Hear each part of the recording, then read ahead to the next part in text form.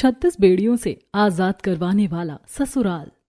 मुझे इन 36 बेड़ियों की कैद से आजाद करो और मैं इन 36 बेड़ियों के कैद में नहीं रहना चाहती हूँ। तेरी तो औकात ही इस लायक है, और कर ले अपनी मनमानी। कर अब करके दिखा अपनी जिद। मुझे माफ कर दो, पहले इतनी बंदिशें और जिम्मेदारियां और अब ये बेड़ियां। मुझे इस काल कोठरी और इन जंजीरों की कैद से आजाद करो, मैं यहाँ पर नहीं रहना चाहती। आखिर कौन है ये लड़की और उसे जानवरों की तरह इन 36 भेड़ियों की कैद में रखा गया है? क्यों एक ही परिवार में ऐसा अत्याचार हो रहा था? और ये कौन सी लड़की है, ये जानने के लिए हमें कुछ साल पहले जाना होगा। सीमा के माता पिता के अंतिम संस्कार के बाद गांव वाले उनकी उठावनी के लिए इकट्ठे हुए हैं। अरे ये बच्ची अकेली रह गई। प्रमोद और सुनील दोनों एक साथ चले गए, अब इसका ख्याल कौन रखेगा? हाँ, कौन पालेगा इसे? अनाथ हो गई बेचारी, कौन बोझ उठाएगा इस बच्ची का? अरे ये हमारी पोती है, हम इसकी जिम्मेदारी संभालेंगे, हम इसके साथ रहेंगे और इसे पालेंगे। अरे हम तो पहले ही छोटे बेटे कमल के साथ रह रहे हैं, इसे भी लेकर जाओगे तो पता नहीं वो रखेंगे या नहीं। क्यों नहीं रखेंगे, अभी तो सब कुछ मेरा ही है, ये लोग रखेंगे ही रखेंगे। अरे सीमा हमारी पोती है, इसे हमारे साथ ही रहना चाहिए। ठीक है बाबा, आप कह रहे हो तो ले चलते हैं। हाँ ले चलो, एक और बोझ। संतोष जी के कहने पर चाचा चाची सीमा को घर ले आते हैं और कुछ दिन बाद, चाची जी ये मेरे सर्दियों के कपड़े हैं, अब गर्मियाँ आ गई हैं, मुझे गर्मियों के लिए हल्के कपड़े चाहिए, हाफ स्लीव्स वाले, बाहर बहुत गर्मी है। अच्छा, तेरा बाप यहाँ क्या खजाना छोड़कर गया है जो तेरे को गर्मियों के कपड़े दिलवाए? जो कपड़े हैं फुल स्लीव्स वाले वही पहन, और वैसे भी लड़कियों को हाफ स्लीव्स के कपड़े नहीं पहनने चाहिए। लेकिन चाची प्रिया तो हाफ स्लीव्स पहनती है, बाहर खेलती भी है, मुझे क्यों नहीं पहनने दे रही हैं आप? प्रिया के तो अभी माँ बाप जिंदा है, तेरे माँ बाप जिंदा है क्या? चुप रहे और पहन ले ये कपड़े। सीमा की आवाज सुनकर उनकी दादी कमरे से बाहर आती हैं और सीमा के गाल पर जोर से थप्पड़ मार देती हैं। अच्छा, तू चाची से जबान चलाती है, ऐसी लड़कियां ही घर की इज्जत डुबोती हैं। अब तू यही पहनेगी। हाँ, अब तो हमेशा ऐसे कपड़े पहनेगी, आज के बाद हाफ स्लीव या कट स्लीव के कपड़े मत पहनना, समझी? चाची दादी दर्द हो रहा है, मैंने क्या किया है जो आप मुझे मार रहे हो? अरे बच्ची को मत मारो, उसे छोड़ दो, अरे अभी छोटी है वो। उस दिन के बाद सीमा के साथ कपड़े पहनने की रोक टोक शुरू हो जाती है। कुछ दिन बाद अजय और प्रिया बैडमिंटन रैकेट लेकर बाहर खेलने जा रहे हैं। सीमा भी तैयार होकर दरवाजे पर पहुंचती है। चल प्रिया, बाहर दोस्तों के साथ बैडमिंटन खेलते हैं, आजा, मजा आएगा। हाँ भैया चलो, मैं रेडी हूँ। अजय भैया, प्रिया मैं भी चलूंगी बाहर खेलने, मैं भी घर में बोर हो रही हूँ। क्या बकवास कर रही है, चुपचाप घर के अंदर चल, कोई जरूरत नहीं है लड़कियों को बाहर जाने की। चाची छोड़ो, दर्द हो रहा है, मैं भी तो खेल सकती हूँ ना प्रिया और अजय के साथ। अरे ये लड़की तो मरखनी गाय बन गई है, चल चुपचाप रह, चल वरना और मार पड़ेगी। हाँ तू घर में रह, पागल कहीं की, हम तो जा रहे बाहर खेलने, चलो भैया। एक बार फिर से राधा और कजरी जी मिलकर सीमा को जबरदस्ती घर के अंदर ही रखते हैं और सीमा दादाजी के पास जाकर रोती है। कुछ दिन बाद, मुझे भी पढ़ाई करनी है चाचा, आप मेरा एडमिशन स्कूल में करवा दो। अच्छा, तेरा एडमिशन हम स्कूल में करवा दे और हम खुद सड़क पर आ जाए? चुपचाप से घर में बैठ, तुझे पढ़ाने के चक्कर में हम बर्बाद होंगे क्या? लेकिन चाचा, अजय और प्रिया भी तो स्कूल जाते हैं ना। दादी जी मुझे भी स्कूल भेज दो, पढ़ना चाहती हूँ। चुप कर रहे, घर की लड़कियां पढ़ाई नहीं करती, घर संभालना सीख। प्रिया के माँ बाप तो जिंदा हैं उसका ध्यान रखने के लिए, पर तेरी देखने को कौन करेगा? नहीं, मुझे कुछ नहीं पता, मुझे भी स्कूल जाना है, मैं भी बाहर जाकर पढ़ूंगी। फिर से जिद, चुपचाप से उठ और रसोई में जाकर काम धाम कर, वरना उठाकर घर से बाहर फेंक दूंगी। हाँ छोड़ो चाची, मैं नहीं पढ़ूंगी मैं, मुझे माफ कर दो।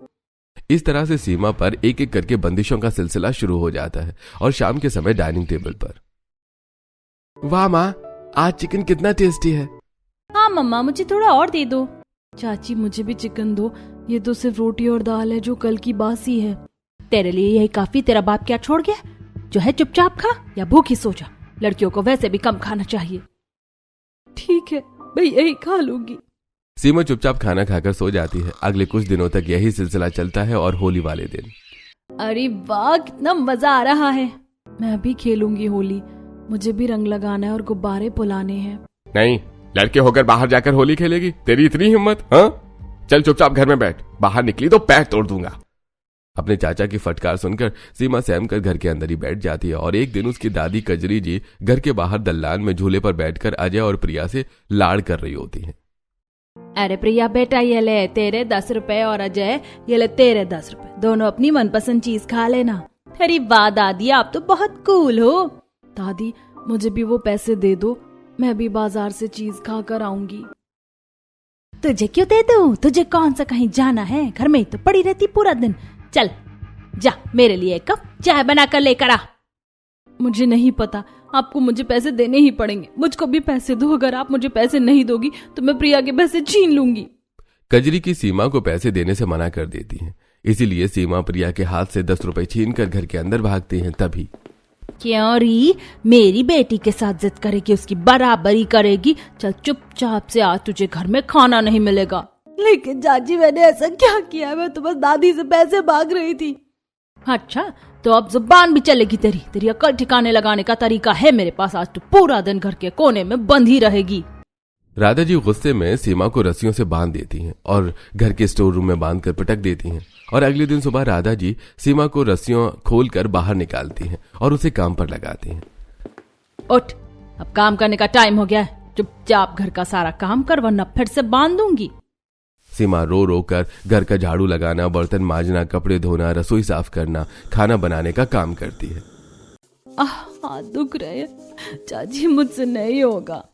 रो मत, जल्दी जल्दी घर का काम कर। सारे बर्तन चमकने चाहिए, फिर तुझे कपड़े धोने हैं, झाड़ू लगानी है और झाड़ू पोछा भी बाकी है।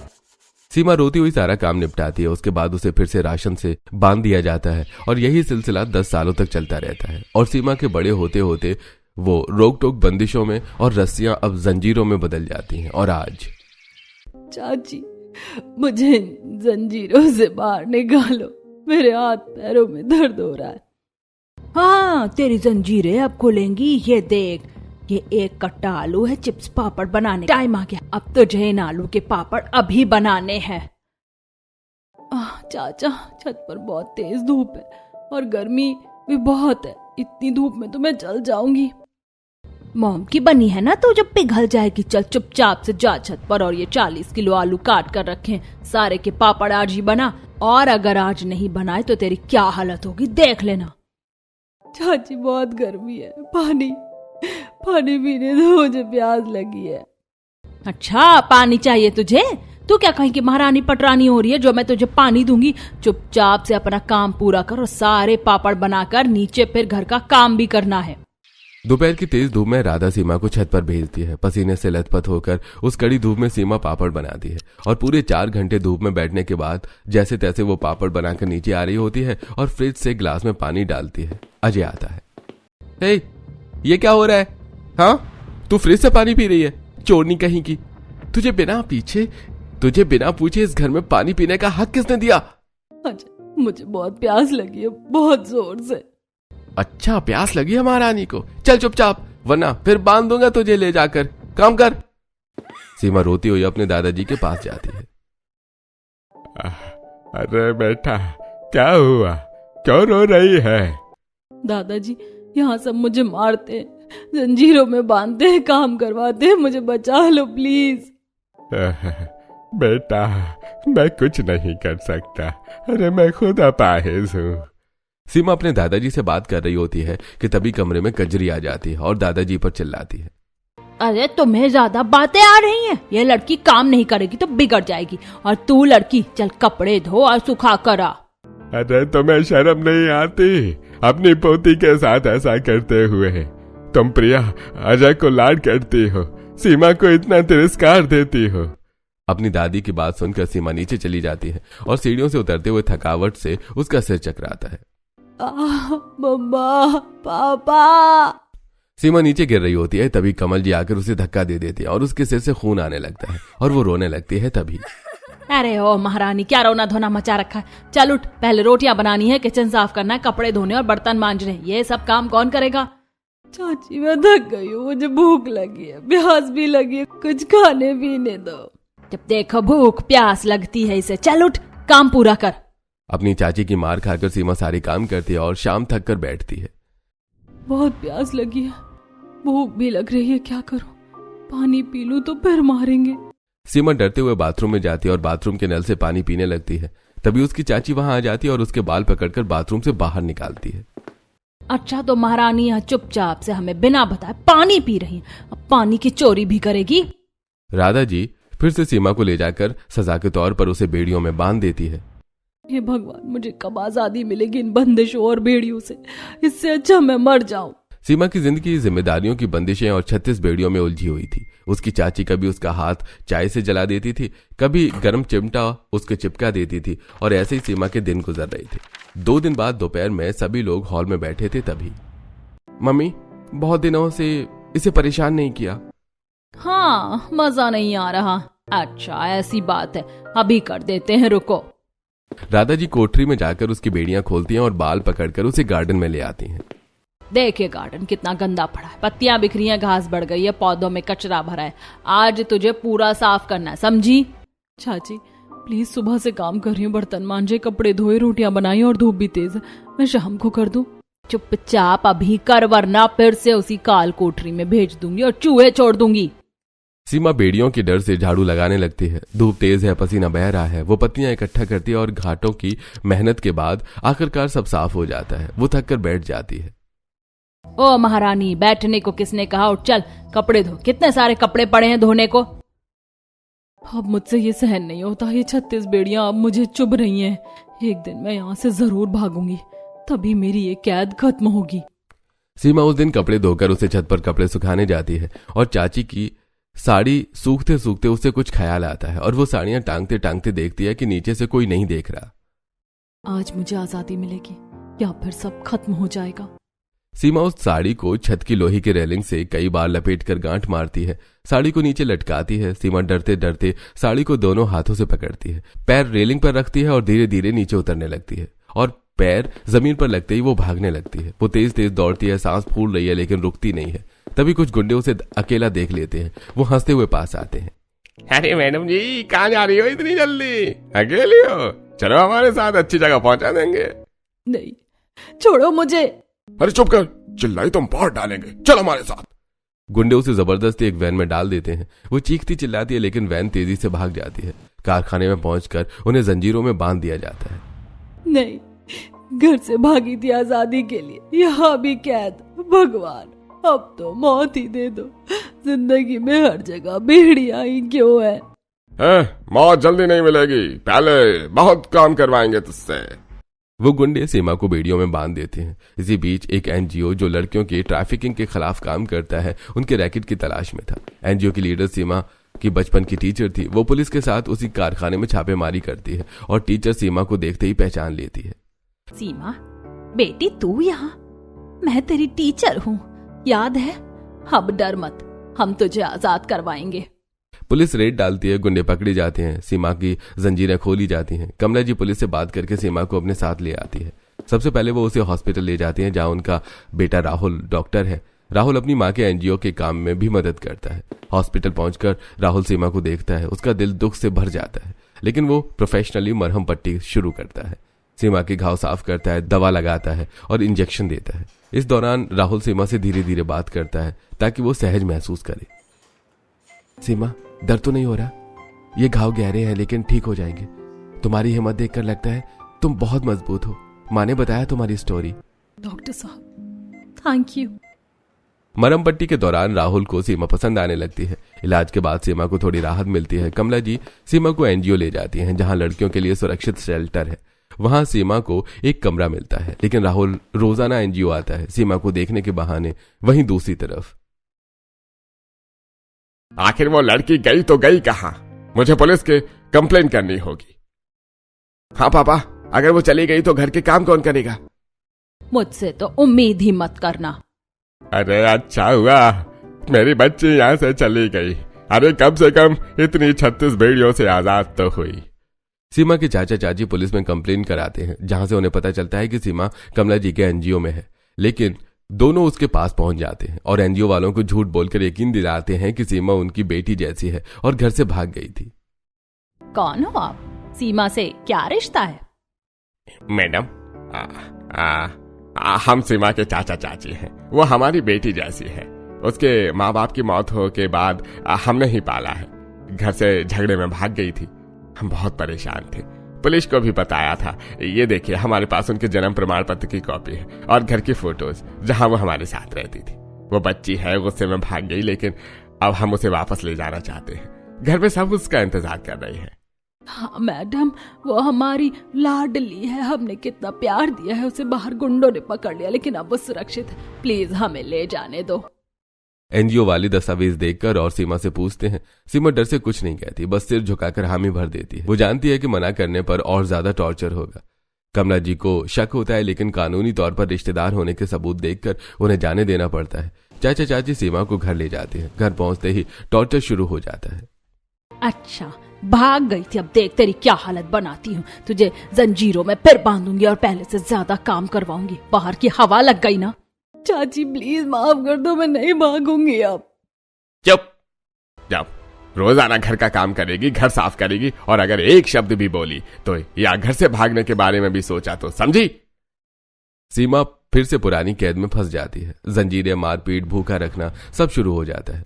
इधर राहुल, जो सीमा को पसंद करने लगा था, एनजीओ में उसे देखने जाता है, लेकिन पता चलता है कि वो चली गई। कमला जी बताती हैं कि उसके रिश्तेदार ले गए। राहुल चिंतित हो जाता है। वो चुपके से सीमा के घर की तरफ जाता है। उसके बारे में पता लगाने के लिए उसके घर के बाहर छिपकर देखता है।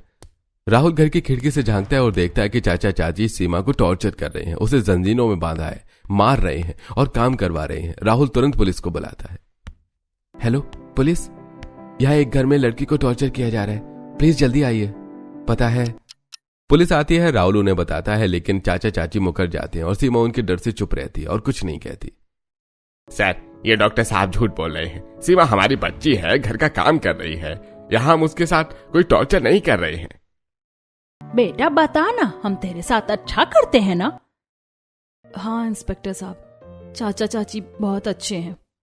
तुमने हमारा टाइम वेस्ट किया है। हाँ, तुम्हारे पास अपनी बात साबित करने का कोई सबूत नहीं है। ये लड़की खुद कुछ नहीं कह रही है। अगली बार बिना सबूत के मत बुलाना, वरना केस तुम पर बनेगा। पुलिस चली जाती है। राहुल निराश होकर घर लौटता है। वो अपनी माँ कमला जी से सब बताता है। माँ, मैं सीमा से प्यार करता हूँ, वो टॉर्चर सह रही है, लेकिन पुलिस ने कुछ नहीं किया, वो डर से चुप है। बेटा बिना सबूत के कुछ नहीं होगा। पुलिस को प्रूफ चाहिए। तू कुछ रिकॉर्ड कर, वीडियो बना, फिर दिखा। राहुल माँ की बात मानता है। वो चुपके से सीमा के घर के आसपास स्टॉक करता है, छिपकर वीडियोस बनाता है, टॉर्चर के सीन रिकॉर्ड करता है जिनमें सीमा जंजीरों में बंधी है, उसके साथ मारपीट हो रही है और उसे भूखा रखा जा रहा है। वो वीडियो तैयार करके पुलिस को दिखाता है।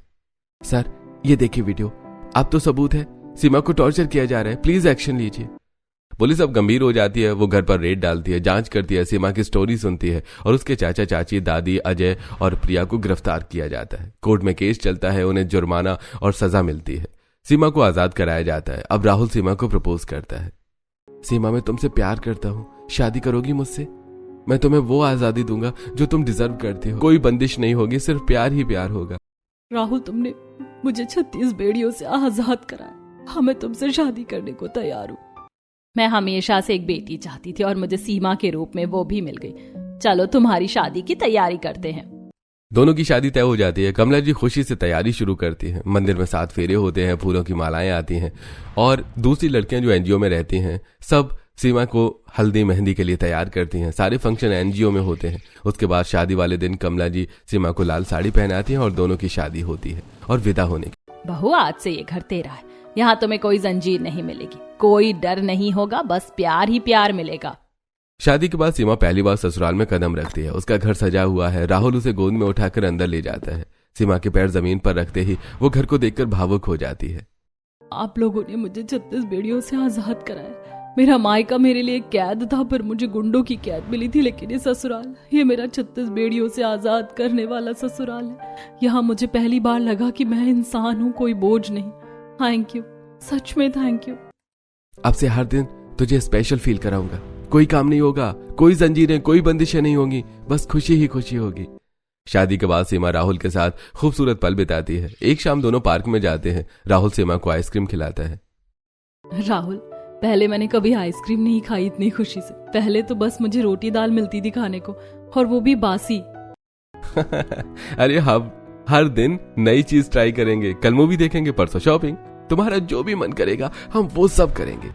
राहुल और सीमा खुशी से एंजॉय करते हैं और एक और दिन दोनों हिल स्टेशन पर हनीमून के लिए जाते हैं, पहाड़ों पर सैर करते हुए ठंडी हवा में।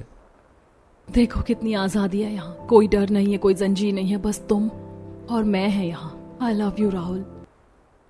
ये आजादी हमेशा रहेगी, मैं वादा करता हूँ। शादी के बाद सीमा और राहुल की जिंदगी खुशियों से भर जाती है, लेकिन कुछ महीनों बाद कोर्ट से खबर आती है कि चाचा चाची ने जुर्माना भर दिया है और जेल से छूट गए हैं।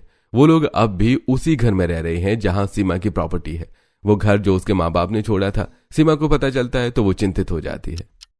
राहुल, चाचा चाची छूट गए हैं, वो लोग अभी भी मेरे माँ बाप के घर में रह रहे हैं। वो प्रॉपर्टी मेरी है, लेकिन उन्होंने कभी मुझे हक नहीं दिया। अब क्या होगा? दादाजी भी वहाँ अकेले हैं। चिंता मत करो सीमा, हम वकील से बात करेंगे, प्रॉपर्टी तुम्हारे नाम पर ट्रांसफर करवाएंगे और दादाजी को यहाँ लाएंगे। चाचा चाची को बाहर निकलना पड़ेगा, कानून हमारे साथ है। राहुल और सीमा वकील से मिलते हैं। वकील बताता है कि प्रॉपर्टी सीमा के माँ बाप की वसीयत से उसके नाम है, लेकिन चाचा चाची ने धोखे से कब्जा कर रखा है। कोर्ट में केस दायर किया जाता है। कुछ हफ्तों बाद सुनवाई होती है। चाचा चाची कोर्ट में बहाने बनाते हैं, लेकिन वीडियो सबूत और सीमा की गवाही से वो हार जाते हैं। कोर्ट आदेश देता है कि प्रॉपर्टी सीमा के नाम ट्रांसफर हो और चाचा चाची को घर खाली करना पड़ेगा।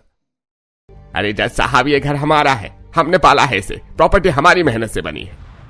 हाँ, हमने कितना किया है इसके लिए, अब हमें बाहर निकालेंगे। नहीं, ये घर मेरे माँ बाप का है। आपने मुझे कैद रखा, टॉर्चर किया, अब मुझे मेरा हक मिलेगा।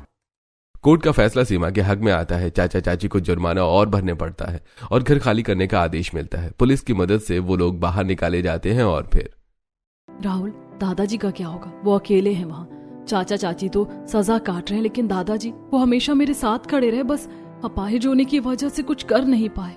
मुझे उनको यहाँ लाना है। चिंता मत करो, मैं अभी जाता हूँ, दादाजी को यहाँ लाऊंगा, वो अब हमारे साथ रहेंगे। अगले दिन राहुल सीमा के साथ दादाजी के पास जाता है। दादाजी अब थोड़े बेहतर हैं, लेकिन अकेले हैं। राहुल उन्हें समझाता है, दादाजी सीमा बहुत याद करती है आपको, अब वो मेरी पत्नी है, हम चाहते हैं कि आप हमारे साथ रहें, घर में सब खुश रहेंगे। अरे बेटा, सच में मेरी पोती खुश है तो मैं चलता हूँ, बस उसका चेहरा देख लूं। दादाजी, अब सब ठीक है, आप यहाँ रहेंगे, कोई मारपीट नहीं, कोई बंदिश नहीं, बस प्यार ही प्यार है। और अब वो घर भी हमारा है, प्रॉपर्टी मेरे नाम हो गई है, चाचा चाची को उनकी सजा मिल गई है। अब आप हमारे साथ रहिए, वहाँ कोई डर नहीं है। मेरे पास मेरा 36 बेड़ियों से आजाद कराने वाला ससुराल है। बेटी तो खुश है, बस यही मेरी जिंदगी की सबसे बड़ी दवा है।